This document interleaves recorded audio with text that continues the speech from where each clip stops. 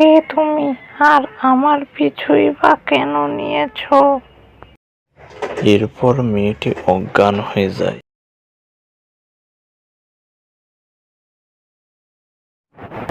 বন্ধুদের সাথে আড্ডা শেষ করে বাড়ি ফিরতে আজ অনেক রাত হয়ে গেছিল।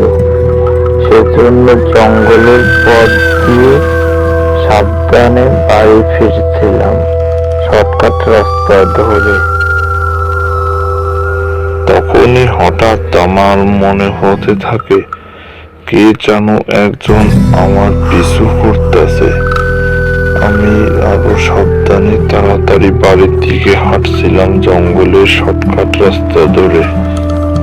তখনই আমি মনে মনে বলতে থাকি, হে সৃষ্টিকর্তা, বাঁচাও আমাকে। আমার পিছনে মনে হচ্ছে পিশাচ তারা ফিরছে।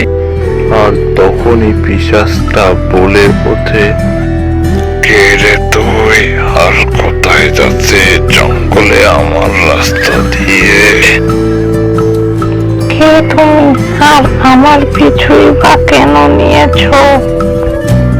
এরপর মেয়েটি অজ্ঞান হয়ে যায়।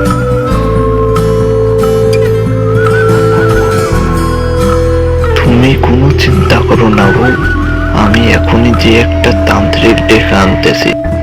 আচ্ছা, তুমি যাও, সাবধানে যেও কিন্তু। আচ্ছা তো হলে আমি বরং আসি। এই বলে মেয়েটির বাবা তান্ত্রিককে খুঁজতে বেরিয়ে পড়ে।